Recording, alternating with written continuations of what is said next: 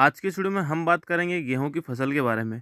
किसान मित्रों, हमारा देश गेहूं उत्पादन में दूसरे नंबर पर आता है, परंतु बात की जाए प्रति एकड़ उत्पादन की तो हमारा देश काफ़ी पीछे है।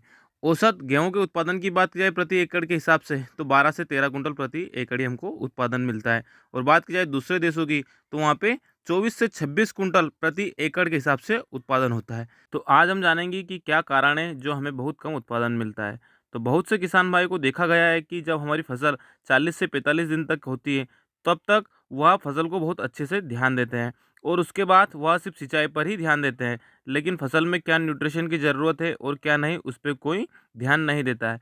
लेकिन इसके विपरीत जिन देशों में बहुत ज़्यादा उत्पादन होता है, वो किसान अपनी फसल में शुरुआती चरण में भी अपनी गेहूं की फसल में फोकस रखते हैं। वहीं पर वो अपनी फसल पर जब बालियां निकलना शुरू होती है, तब से लेकर जब तक बालियों में दाना नहीं भर जाता, तब तक वह अपनी फसल में उस समय तक लगातार ध्यान रखते हैं।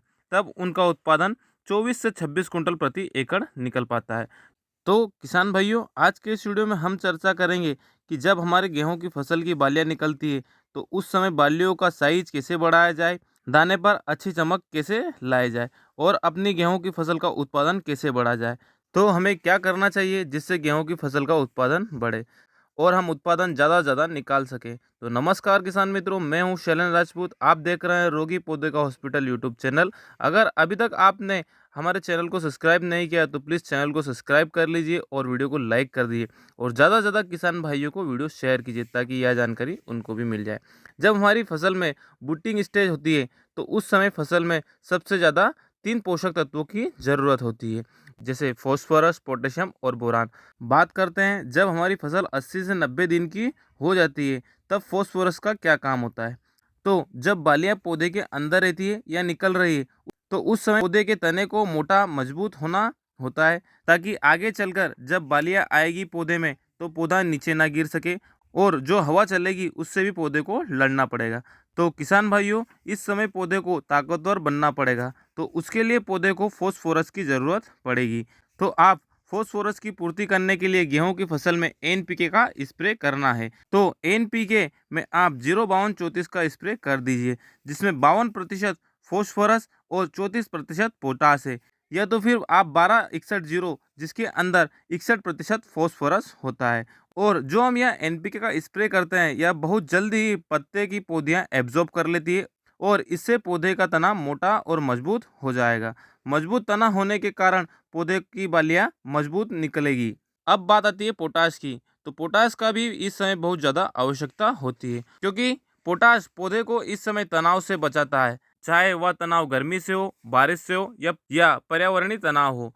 इस तनाव से पौधे को पोटाश बचाता है। तो पोटाश अपनी फसल को कहीं ना कहीं से बचा लेता है और जो पौधा अपना भोजन बनाता है और जड़ से भोजन लेता है, उस भोजन को बाल्या तक पहुंचाने का काम भी पोटाश ही करता है। और जब भोजन बाल्या तक पहुंचेगा, तो इन बालियों में जो दाना बनेगा वह मोटा और चमकदार दाना बनेगा और दाने में वजन भी अधिक रहेगा। अब बात की जाए कि पोटाश को हमें कैसे देना है, तो पोटाश को आप 20 से 25 किलो प्रति एकड़ फसल में डाल दें, या फिर आप जब फसल में पानी देते हैं उस समय आप पानी के साथ में पोटाश को चला दीजिए। और अगर स्प्रे की चर्चा की जाए, तो जब हम 05234 देते हैं तो उसमें 52% फॉस्फोरस की पूर्ति हो जाती है, वहीं साथ ही साथ 34% फसल को पोटाश की भी मात्रा मिल जाएगी। और अगर आपकी फसल की बालियां निकल गई है, तो आपको 05234 स्प्रे नहीं करना है, आपको 0050 स्प्रे कर दीजिए, क्योंकि इसमें 50% पोटाश की मात्रा पौधे को मिल जाएगी। अब बोरान की आवश्यकता हमें क्यों पड़ती है? जब आगे चलकर बालियां निकल जाती है और उसके बाद में जो फूल निकलते हैं, उस समय पौधा अपना परागण करता है। तो उस समय पौधे को परागण करने के लिए अधिक मात्रा में बोरान की आवश्यकता होती है। तो उस समय सबसे ज़्यादा काम बोरान करता है।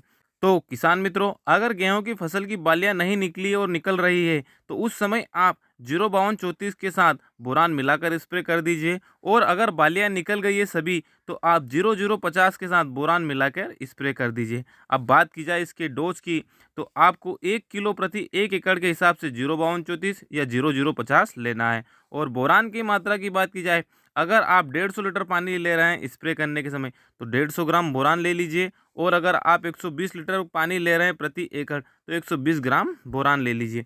दोनों को मिक्स करके स्प्रे कर दीजिए और भी आपके मन में फसल संबंधित किसी प्रकार का सवाल या सुझाव हो तो प्लीज़ कमेंट बॉक्स में कमेंट करें। वीडियो अच्छी लगी हो तो लाइक करें, चैनल को सब्सक्राइब करना ना भूलें साथियों, शेयर करिए।